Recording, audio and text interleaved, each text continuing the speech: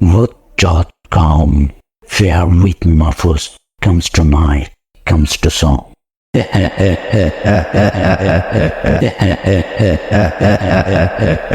সবার জীবনে জানা অজানা কিছু প্যারানর্মাল ঘটনা ঘটেই চলেছে। যার সাথে এই প্যারানর্মাল ঘটনাগুলো ঘটেনি সেই এই তীর্থ অভিজ্ঞতা কখনো বুঝতে পারবে না। ঘটনাটি শেয়ার করেছেন আমাদের মর্ডার মোহাম্মদ ইয়াসিন। চলুন তার কাছ থেকে ঘটনাটি শুনে আসি। আসসালামু আলাইকুম মাহফুজ ভাই, আশা করি আপনি অনেক ভালো আছেন। আমি জানি আপনি সবসময় ভালো দলে থাকেন। তো আমি আজকে যে ঘটনাটি শেয়ার করব, ঘটনাটি হলো আমার এক ফ্রেন্ডের কাছ থেকে শোনা। ও যেভাবে আমারে বলছে আমি ঠিক ওইভাবেই বলছি। তো লেখাপড়ার কারণে মাহফুজ ভাই আমি বাসায় থাকি না, বাইরে কোনো এক জায়গায় থাকি, নামটা উল্লেখ করলাম না। তো যেহেতু বাইরে থাকে, হোস্টেলে থাকি, হোস্টেলে থেকেই লেখাপড়া করি। তো আমাদের হোস্টেলের সামনে একটা ফাঁকা জায়গা ছিল, ফাঁকা মাঠ ছিল। ওই জায়গায় আমরা প্রত্যেকদিন বিকালবেলা ক্রিকেট খেলতাম। তো বলে রাখি মাহফুজ ভাই, আমাদের ওই মাঠের পাশে একটা কবরস্থান ছিল। কবরস্থানটি পরিত্যক্ত কবরস্থান ছিল। তো আমরা প্রতিদিন ক্রিকেট খেলে, ওই জন্য প্রতিদিনের মতন ওই দিন ক্রিকেট খেলতেছিলাম। খেলতে খেলতে সন্ধ্যা হয় যে ভাবি খেলা বাদ দিয়ে দেবো, তখন হঠাৎ করেই আমাদের বলটা কবরস্থানের কাছে চলে যায়।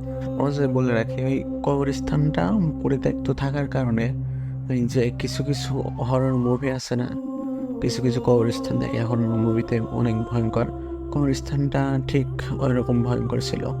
তো আমাদের বল কবরস্থানে চলে যাওয়ার পরে আমরা বলটি খুঁজতে থাকি, খুঁজতে খুঁজতে সন্ধ্যা হয়ে যায়, মাগরিবের আজান দিয়ে দেয়। তখন ভাবি কবরস্থানে থাকা ঠিক না, আমরা চলে যাব। বল বল খোঁজার পরও অনেক খোঁজাখুঁজির পরও পাইনি। তখন যখন সবাই আমরা 4-5 জন ছিলাম চলে আসবো, তখন হঠাৎ করে দেখি কি একটা ভাঙা কবরস্থান, ভাঙা কবরের পাশে বলটা পড়ে আছে।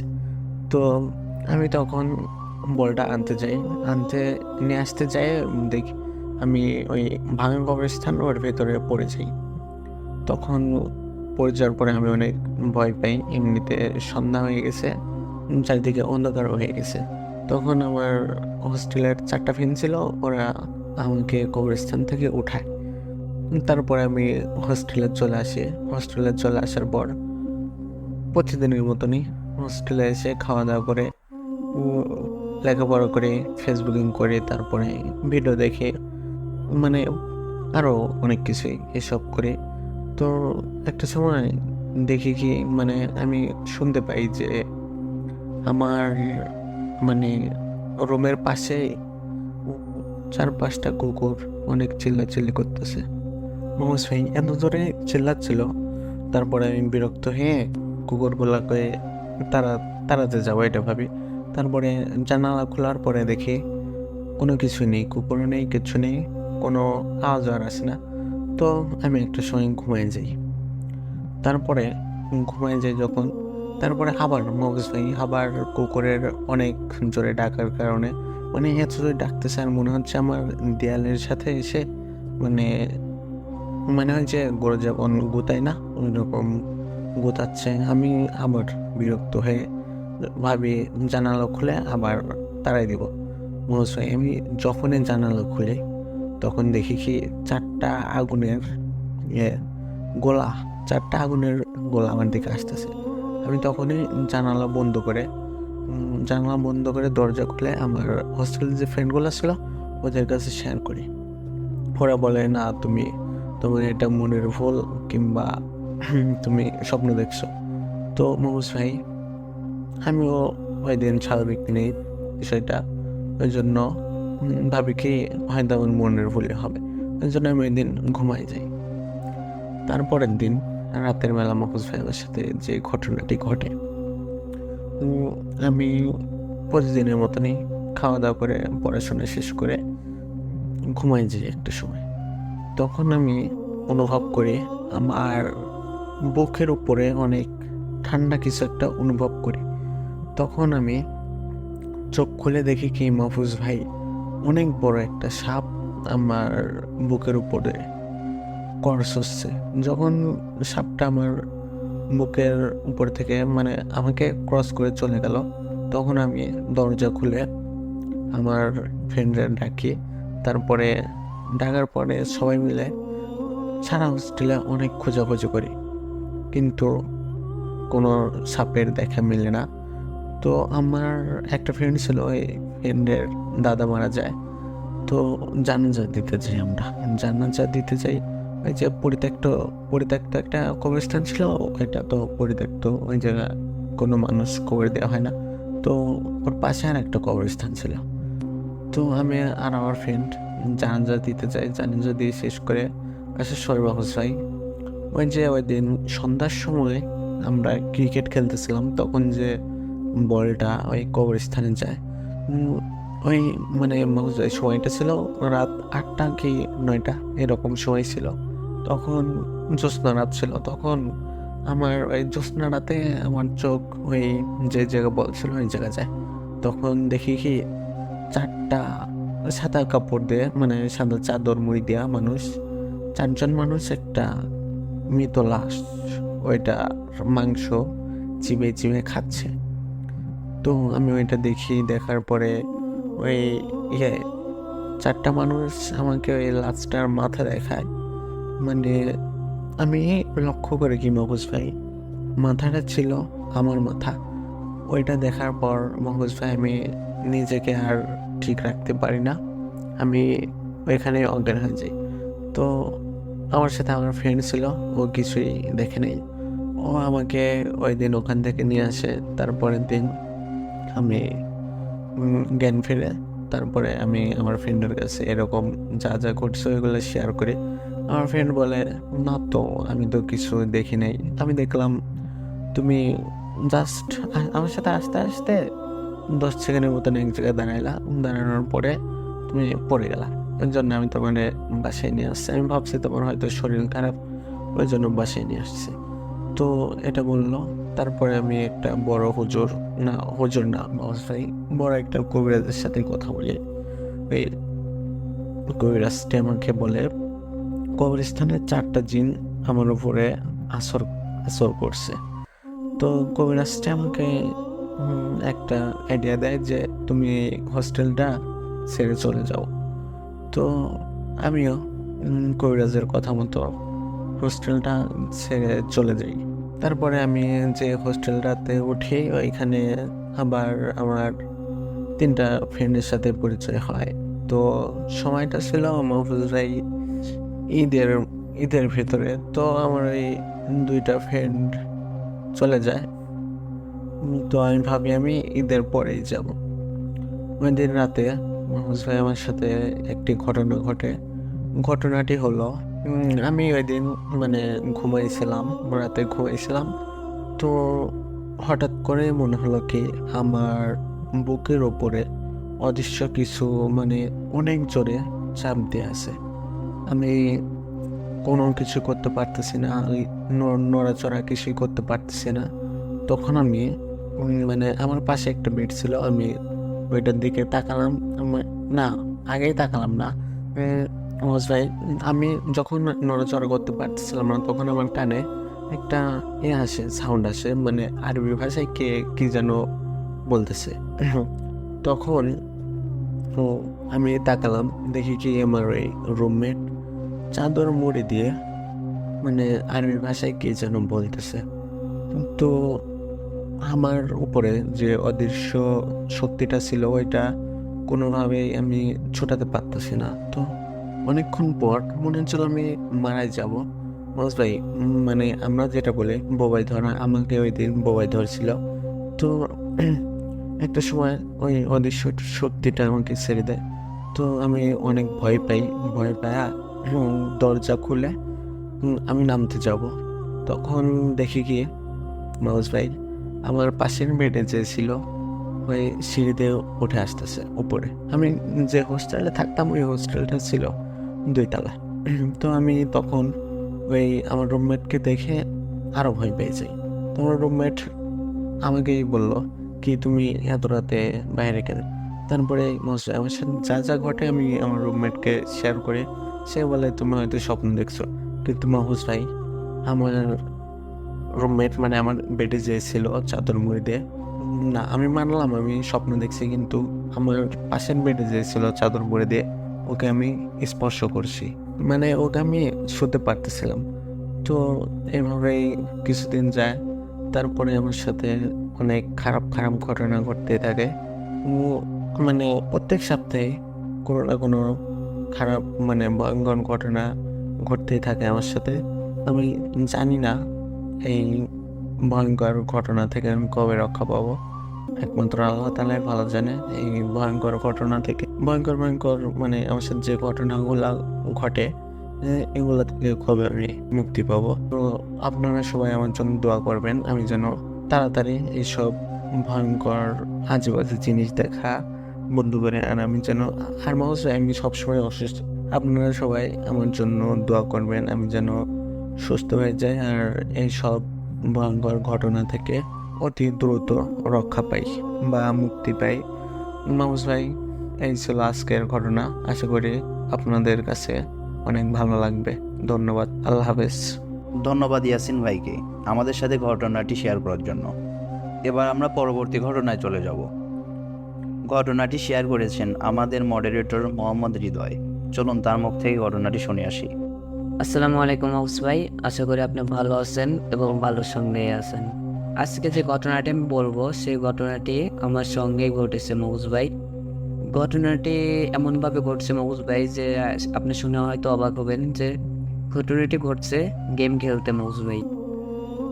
গেমটার নাম কি যেন ছিল? ও ক্ল্যাশ অফ ক্ল্যান মাহফুজ ভাই। ক্ল্যাশ অফ ক্ল্যান গেম হয়তো আপনারা কিছু লোক হয়তো জানে।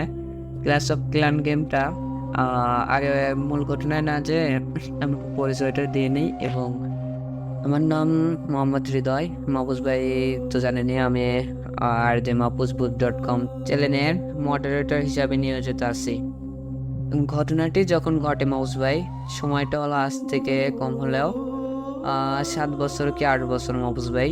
তে ঘটনাটি ঘটছে যে নেটওয়ার্কের কারণে আমাদের বাসা টিনের ঘর। তো টিনের ঘরে মাহফুজ ভাই নেটওয়ার্কে একটু প্রবলেম দেয় মাহফুজ ভাই। তো এই নেটওয়ার্ক প্রবলেমের জন্য আমার বাড়ির পাশে একটা পুকুর আছে, পুকুরের সঙ্গে আম গাছ। তো আম গাছের শিকড়ের উপরে বসে আমি খেলতেছিলাম। তো গেম খেলতে গেলে পুকুরে পাও না পায়া দিয়ে আমি শিকড়ের উপরে বসে গেম খেলতেছিলাম। তে অনেকক্ষণ পর কেমন যেন একটা ভেসে ভেসে শব্দ আসলো, যে মনে হলো যে মাহফুজ ভাই যে সাঁতার কাটতেছে মাহফুজ ভাই, পুকুরে কে যেন সাঁতার কাটতেছে। তো আমি সন্দেহ হলে আমি একটু খেয়াল করলাম, তো আমার চোখে কিছুই পড়লো না। তো আবার কিছুক্ষণ পরে আবার দেখলাম যে সাঁতার কাটছে, এই শব্দটা আবার আসলো মাহফুজ ভাই। তখন একটু আমার ভয় করলো, সন্দেহ হলো। তখন আমি একটু খেয়াল করলাম, আবার মাহফুজ ভাই আমার চোখে কিছু পড়লো না। তো অনেকক্ষণ যাবৎ বসে থাকার পর গেম খেললাম, খেলার প্রায় শেষ। তখন কে যেন মাহফুজ ভাই আমার পা দুইটা ধরে টেনে পুকুরের মাঝে নিয়ে যায়। তখন আমি অনেক ভয় পেয়ে যাই। তখন আমার হাত থেকে ফোনটা উপরেই পড়েছিল মাহফুজ ভাই। তখন আমি অনেক চিল্লাইলাম মাহফুজ ভাই, অনেক চেঁচামেচি করেছি, কেউ হয়তো শোনে নাই। আমি প্রায় মনে হলো যে মাহফুজ ভাই আমি আর হয়তো বাঁচবো না। তো মাহফুজ ভাই এমনভাবে ঘটনাটি ঘটলো যে আমি এত পরিমাণ ভয় পাইছিলাম মাহফুজ ভাই। তো অনেকক্ষণ প্রায় 5-6 মিনিট মাহফুজ ভাই আমার পানির নিচে নিয়ে চলে গেছিলো। তো বহুতক্ষণ পর মাহফুজ ভাই আমার ছেড়ে দেয় এবং আমি খুব কষ্টে উপরে আসি। উপরে আসার পর মাহফুজ ভাই আমি বাসায় যাই। বাসায় সবাইরে জানাই। বাসায় সবাই আমার পানি পড়া খাওয়াই, কাচি গরম করে ওইটা পানি দিয়ে মাহফুজ ভাই খাওয়াই আমারে। তো তখন আমার বাড়ির সামনে একটা হুজুরের বাসা ছিল। তো শহর থেকে আমাদের গ্রামের মাঝে তিনি হচ্ছে বড় ইমাম। তো তিনি আমার বাসায় আসে এবং আসার পরে আমারে ঝাড়া দেয়। তারপর মাহফুজ ভাই আমার আব্বু ওইখানে গেছিল, দু একজনের সঙ্গে যাওয়ার পরে আমার ফোনটা উপরেই পায়, ফোনটা নিয়ে আসে মাহফুজ ভাই। তো ঘটনাটা আর মনে করছে এখানে শেষ মাহফুজ ভাই, কিন্তু ঘটনাটি ধরতে গেলে কেবল শুরু মাহফুজ ভাই। তে কিছুদিন যায় মাহফুজ ভাই, কিছুদিন যাওয়ার পর আমি আর ওই পাড়ে যাই না। মানে মাহফুজ ভাই অনেক ভয় ঢুকে যায়, আর কে যাওয়া যায় মাহফুজ ভাই। তে আমি আর যাই না মাহফুজ ভাই। তে অনেক দিন চলে যায়, চলে যাওয়ার পরে আবার আমি গেমটাতে ঢুকতাম না মাহফুজ ভাই, ক্লাস অফ ক্লান। তো হঠাৎ করে গেমে ঢুকলাম, গেমে ঢোকার পরে তো আবার নেটের জন্য আমি আবার বাসা থেকে বের হই রাত্রে 8টার ওইদিকে মাহফুজ ভাই। 8টা গ্রামে অত একটা রাত না, ঠিক আছে, মোটামুটি রাত্রি ধরা যায়। তে তখন আর পুকুরের পাড়ে যায় না, তখন আমার বাড়ির সাথে মানে আমার বাড়ির সামনে কিন্তু বাঘজল মাহফুজ ভাই, এটা বলতে হয়তো ভুলে গেছি। তো গেটের সামনে আমি চেয়ার নিয়ে বসে আমি বাইরে বসে গেম খেলছি। আব্বু আম্মু বাসায়, আবার আপু বাসায়। তা আমি বাসায় সামনে বসে গেম খেলছি, হঠাৎ করে বাজার লড়ে উঠলো, এই অবস্থা পাইলাম মাহফুজ ভাই। তে আমার সাথে যে ঘটনাটি ঘটছে এর জন্য মাহফুজ ভাই আমি আগের থেকে বুঝে যাই যে আবার কিছু হয়তো হবে। তো এই জন্য আমি আর দেরি না করে মাহফুজ ভাই আমি বাসায় চলে যাই।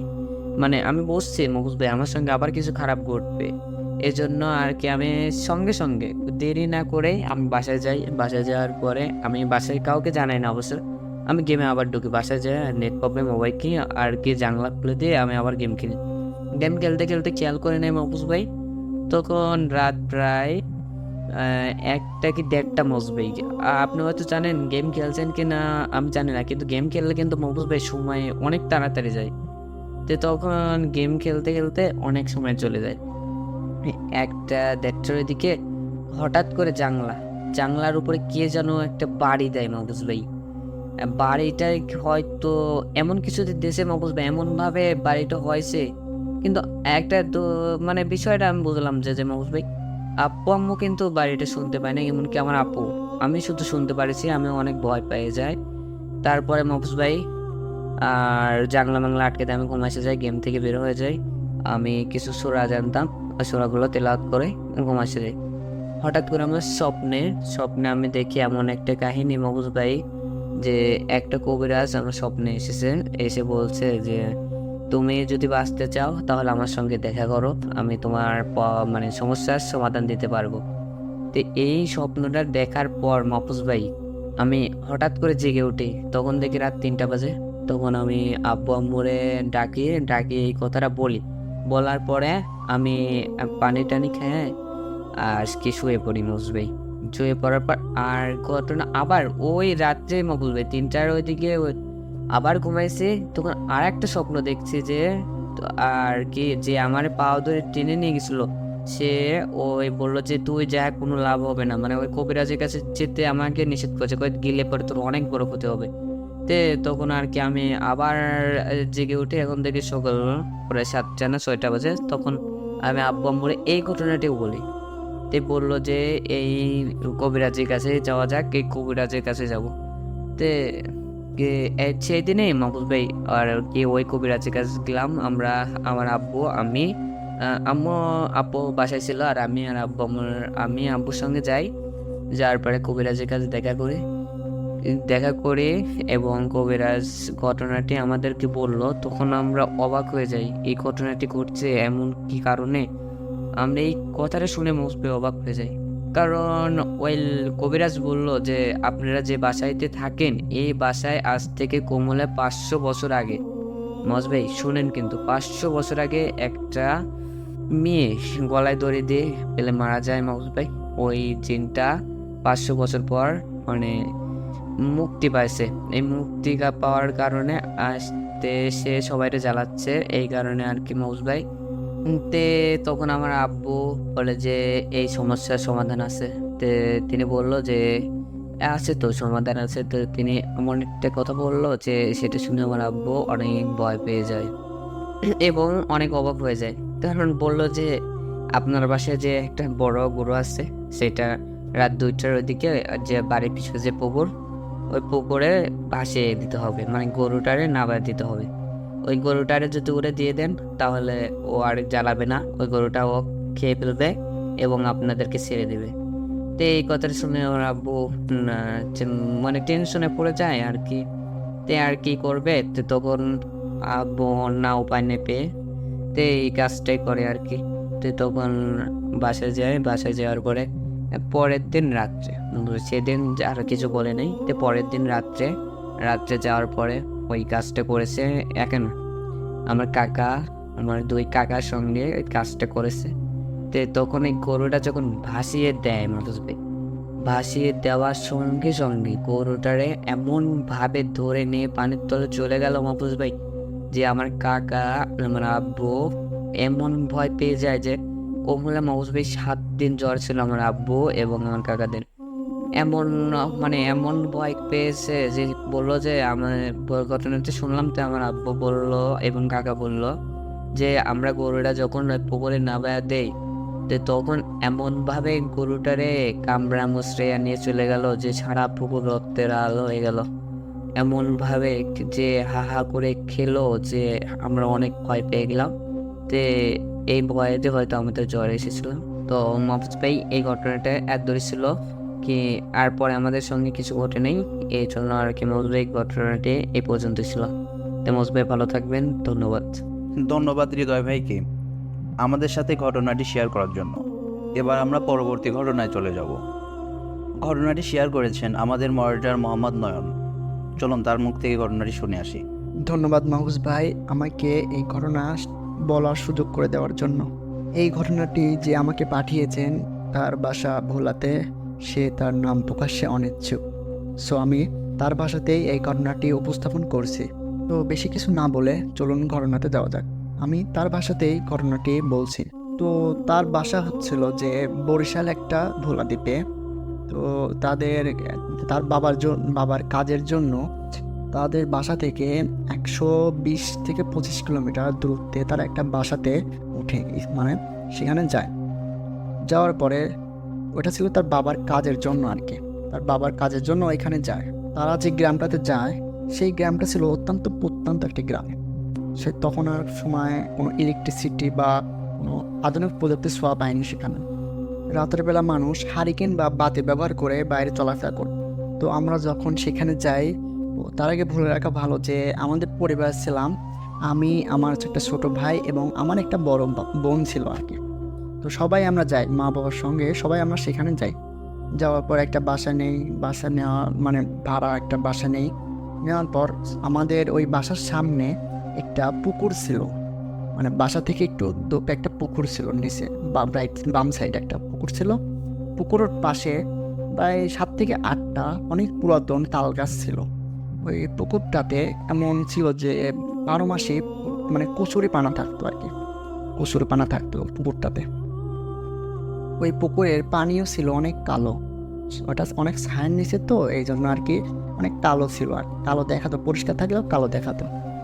ওই পুকুরটার পাশে একটা বড় বিল ছিল, ওখানে সবাই মাছ ধরতো, কেউ মানে বসে থাকতো, মানে ওই বিলের পাড় দিয়ে মানে অনেকটা হাওয়া বইতো সেখান দিয়ে, মানে সবসময় আর কি বাতাসে একটা পরিবেশ থাকতো, ঠান্ডা একটা পরিবেশ। তো ওই গ্রামে যখন আমরা যাওয়ার পর আমরা কিছুদিন পর আমার একটা বন্ধু হয়ে যায়। তো ওই বন্ধু আমাকে একটা গল্পে একটা কথা বলে যে ওই আমরা যে বাসাতে উঠেছি ওই বাসার পাশে আর কি ওর বাসাটা। তো ওই পুকুরটাতে তার যখন ওর 2 ভাবি যখন গোসল করতে যায় একটা সময়ে, তার নাকি 2 ভাবেই গোসল করতে গিয়ে ডুবে যায় আর ওঠে না। তো একটা পর্যায়ে তার নাকি বড় ভাবি যে ছিল সে নাকি মরে ভেসে পানিতে মানে পানির উপরে উঠে আসে, কিন্তু তার ছোট ভাবিকে পাওয়া যায়নি আর। তো এটা শুনে আমার খুবই খারাপ লাগে যে আরে এটা হতে পারে, কিভাবে এটা সম্ভব। তো সেখান থেকে আমরা চলে আসার পর ওইখানে ওই গ্রামে বাজারে প্রতি বৃহস্পতিবার রাত্রেবেলায় বাইস্কোপ শুনছেন হয়তো, বাইস্কোপ একটা অনুষ্ঠান হতো আর কি, বাইস্কোপ মানে অনেক গান বাজনা হতো, অনেক কিছুই হতো। তো আমরা সেখানে রাত্রেবেলা আমি আর আমার বন্ধু ওই বাইস্কোপ শুনতে যেতাম। তো ফিরতে অনেক রাত হয়ে যেত। তো একটা পর্যায়ে আমরা যখন মানে বাইস্কোপ শেষ করে আমরা যখন ওই পথ দিয়ে আসতাম, মানে ওই তাল গাছের ওই সারি দিয়ে আসতাম যখন ওই পাশ দিয়ে, তো আসার সময় আমাদের মনে হতো যে পিছনে কেউ আমাদের ফলো করছে। তো আমরা সেটা অনুভব করতে পারতাম, বুঝতে পারতাম। তো পিছন দিকে যখন তাকাতাম দেখতাম কি কেউ নেই। তখন আমরা মানে আবার একটু আসার পর যখন আমরা পিছন দিকে তাকাতাম আবার দেখলাম কেউ নেই, তখন আমরা অবাক হয়ে মানে দৌড় দিয়ে চলে আসতাম। তখন অনেক ছোট ছিলাম, ছোটাছুটি করতে বেশ ভালোই পারতাম। আমি ছোটোবেলা থেকে অনেক চঞ্চল এবং একটু মানে পাজি কোয়ালিটি ছিলাম আর কি। তো আমরা তখন একটা গান গেতে গেতে চলে আসতাম যাতে নিজেকে হালকা করা যায় আর কি।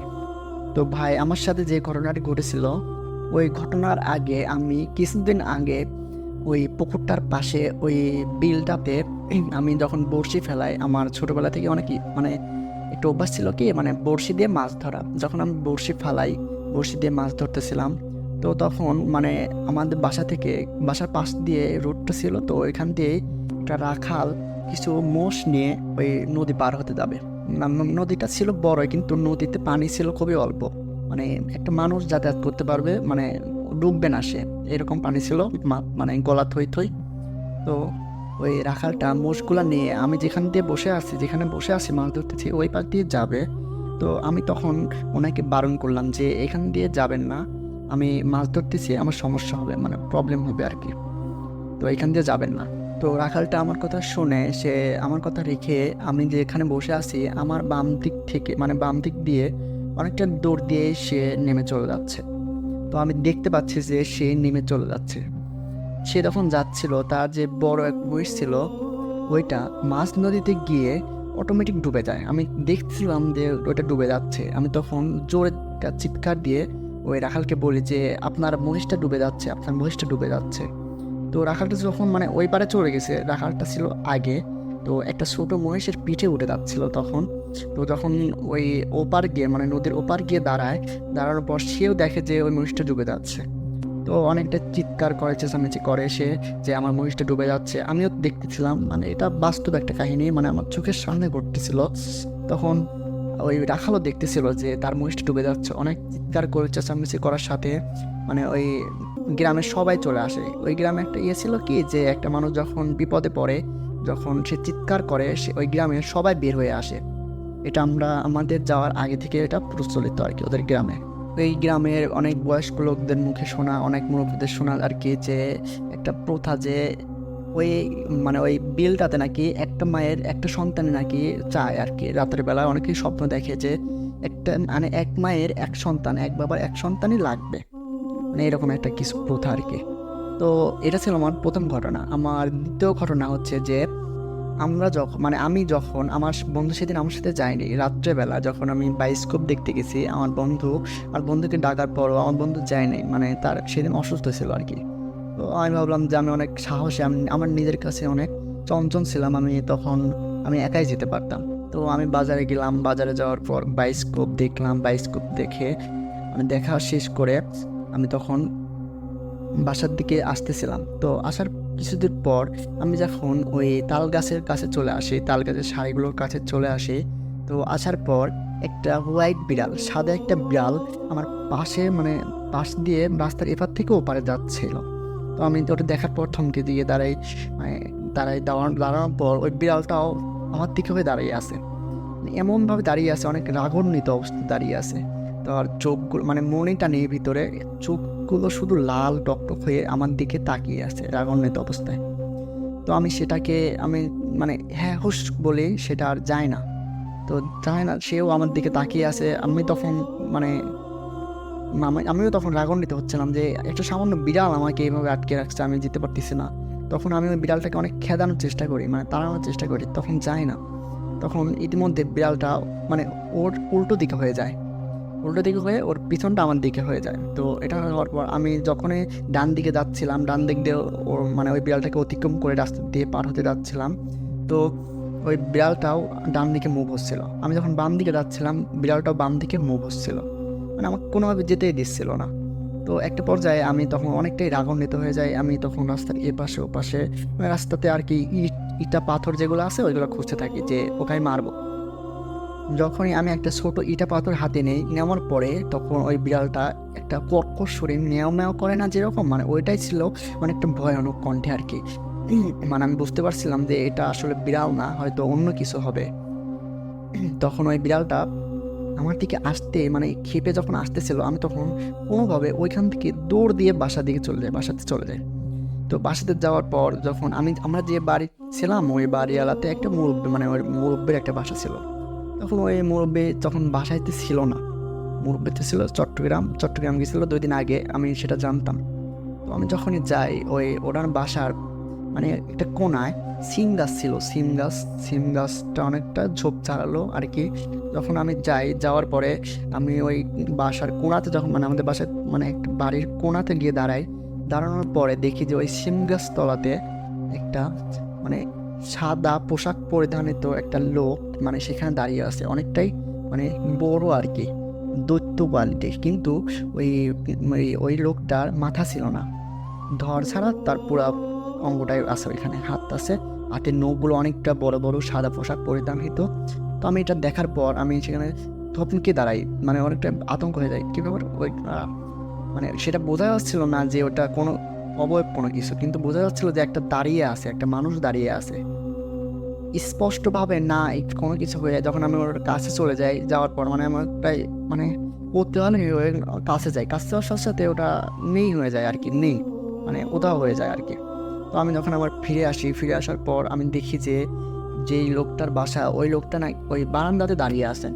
তো আমি ওনাকে দেখা মাত্রকে ওনাকে বলি যে আমি ওইখানে বিড়ালটাকে দেখে আমি যখন দৌড়াচ্ছিলাম, আপনি তো আমাকে দেখছিলেন, তো আমার ডাকে সাড়া দিয়ে গেলেন না কেন সেখানে? পরে উনি আমার কথার কোনো রেসপন্স করতেছে না। রেসপন্স না করে আমি যখন দ্বিতীয়বার বলি যে আমি যখন এখানে আসার পর যখন আমি ওইদিকে লক্ষ্য করলাম, আপনি তো আমাকে দেখছিলেন হয়তো, তো আমাকে ডাক দিলেন না বা আমার পাশে গেলেন না কেন? মানে উনি আমার কোনো কথা রেসপন্সই করছে না। তো আমি বেয়াদব কোয়ালিটি ছিলাম, তো তখন আমি ওনাকে গালাগালি করি, মানে ল্যাঙ্গুয়েজ খারাপ করে আর কি। ল্যাঙ্গুয়েজ খারাপ করার পর উনি একবার ল্যাঙ্গুয়েজ খারাপ করলাম যখন, উনি কোনো রেসপন্স করলো না। দ্বিতীয়বার খারাপ করলাম যখন, উনি কোনো রেসপন্সই করলো না। তৃতীয়বার খারাপ করার সঙ্গে সঙ্গে ওনার 2 হাত দিয়ে মানে পিছন দিকে এমনভাবে আমাকে মানে চড় দিবে, এমন অবস্থায় মানে আমি যখন পেছন দিকে আসি, উনি ছিল আমার একটু দূরে, মানে একটু দূরত্ববর্তীতে। তারপরে উনি আমাকে থাপ্পড় দিতে, আমার মানে মাথার বরাবর কি থাপ্পড় দিতে ওনার হাতটা বাড়িয়ে দিয়েছে। আমি অবাক হয়ে যাই, কিরে এত দূর থেকে কীভাবে একটা মানুষ থাপ্পড় দেবে? স্বাভাবিক মানুষ তো কখনো সম্ভবই না এত দূর থেকে থাপ্পড় দেওয়া। তখন আমি ভাবলাম যে উনি তো 2 দিন আগে চট্টগ্রামতে গেছে। তো আমি যখন ব্যাক করে আমি যখন আমার বাসার সামনে চলে আসে, মানে আমার রুমের সামনে আসে, আমার আম্মুকে ডাক দিয়ে চড়ে আম্মু বাইরে হয়ে আসার সময় দেখে যে আমি যখন পিছনে আম্মুকে লক্ষ্য করে বলে যে ওই লোকটা আমাকে থাপ্পড় দিচ্ছিল, এখন তাকাই দেখে যে কেউ নেই ওখানে। তখন আমি বললাম কি আম্মু ছিল তো মাত্র, এখনই ছিল। তো আম্মু আমাকে মানে তাকে এড়িয়ে যাওয়ার জন্য আমাকে অনেক কিছু বুঝ দিয়ে, মানে অনেক কথাবার্তা বলে অনেক কিছু বলে আমাকে কালি দিল, পানি মানে লোহা পর পানি দিল, এগুলা দেওয়ার পর আমাকে অনেক কিছু বুঝ দিয়ে আমাকে থামিয়ে দেয়, ওই বিষয়টাকে এড়িয়ে যায় যেন আমি ভয় না পাই। এই ছিল আমার দ্বিতীয় ঘটনা। আর আমার তৃতীয় ঘটনা হচ্ছে যে আমি আর আমার ছোটো ভাই যখন আমার রুমেতে ঘুমাচ্ছিলাম, ঘুমানোর পর আমাদের বাসাটা ছিল মানে এরকম ছিল, আমাদের বাসাটা যেখানে ছিল চারপাশে কলা গাছের সারিগুলো আছে, আর আমাদের বাসাটা মাঝখানে ছিল। তো আমাদের বাসার থেকে কিছুটা দূরত্বে একটা বড় মানে বেল্লা গাছ ছিল আর কি।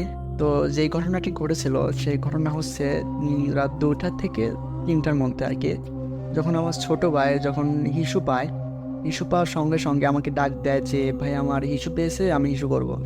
তো তখন আমি ওকে তুলে নিয়ে আমি যখন রুমের বাইরে চলে আসার পর যখন ও মানে হিসু করতে যায়, মানে আমাদের বাসা মানে ঘর থেকে কিছুটা দূরেই আর কি ওয়াশরুমটা ছিল। তো ও যখন হিসু করতে যাওয়ার সময় আমি তখন ঘুম চোখে, তো আমি মানে লক্ষ্য করলাম আর কি যে ওই বেল্লা গাছের কাছে একটা কালো কাপড় পরিধানহিত কোনো কিছু মানে বেল্লা গাছের থেকেও বড় মানে সেখানে দাঁড়িয়ে আছে। তো সেটা আমিও দেখলাম। দেখার পর আমার ছোটো ভাই যখন আসলো, মানে আসার পর আমাকে বললো কি যে ভাই তুই ওদিকে কি দেখিস? তো আমি বললাম কি যে আমি যেটা দেখতেছি তুই কি সেটা দেখতেছিস? তো ভাই বলে কি, আমার ছোটো ভাই বলে কি? পরে আমার ছোটো ভাই যখন ওইদিকে লক্ষ্য করে, ওইদিকে আমার ছোটো ভাই দেখে। তো আমার ছোটো ভাই তখন মানে ততটা ভয় পাচ্ছিল না, মানে আমার ভাই বলতেছিল যে কি ওটা, চল দেখে আসি। তো সে ওইদিকে কিছুটা এগিয়ে যেতেই যখন ও এগিয়ে যাচ্ছিল, ওই মানে কালো পোশাক পরিধানিত কোনো ব্যক্তি, ওই ব্যক্তির মানে আমার ছোটো ভাইয়ের দিকে এগিয়ে আসতেছিল। তো এগিয়ে আসতেছিল, আমি তখন ওইখানে দাঁড়িয়ে, যখন ও এগিয়ে যাচ্ছিল, ও এগিয়ে যাওয়ার মাত্র কি মানে ও যখন মাঝখানে গিয়ে দাঁড়ায়, তখন ওই অবয়বের মতো দেখতে ওই ব্যক্তিটিও তার দিকে এগিয়ে আসে, এগিয়ে এসে তাকে একটু থাবা মেরে দেয়। থাবা মেরে দেওয়ার পরে মানে আমার ছোটো ভাই চিৎকার করে ওঠে, আমিও তখন চিৎকার করে উঠি। তো চিৎকার করা ওঠা মাত্রই পাশের রুম থেকে আমার আম্মু বেরিয়ে আসে। বেরিয়ে আসার পর তখন আমাদের দুজনকে বলে যে কী হয়েছে। তো আমরা যখন এত জোর চিৎকার করি মানে মাঝরাতে আর কি, তো আমার বাসা থেকেও কয়েকজন বের হয়ে আসার পর বলে যে কী হয়েছে, তোমরা এত জোর চিৎকার করলা কেন? তখন এটা আমরা ওনাদেরকে সব কিছু বলি, তো ওনারা সব কিছু এড়িয়ে যায়, মানে আমরা যেন ভয় না পাই। তখন ওরা এড়িয়ে গিয়ে তখন আমার আম্মুর সাথে ওরা মানে কথাবার্তা বলে যে ওদেরকে রাত্রে একা একা বের হতে দিও না, রাতে এদিকে মানে এদিকের জায়গাটা ভালো না। তো আম্মু আমাদেরকে মানে লোহা পড়া পানি দেয়, কালি মানে আর কি গ্রামের প্রচলিত ভয় পেলে আর কি যা কিছু করে ওইগুলো সব আমাদের করায়। তো এই ছিল আমার তৃতীয় ঘটনা। ধন্যবাদ নয়ন ভাইকে আমাদের সাথে ঘটনাটি শেয়ার করার জন্য। ধন্যবাদ সবাইকে আমাদের পুরো ঘটনাটি শোনার জন্য, এবং পরবর্তী ঘটনাগুলো শুনতে চাইলে আমাদের পাশে থেকে চ্যানেলটিকে সাবস্ক্রাইব করে রাখবেন। ধন্যবাদ সবাইকে।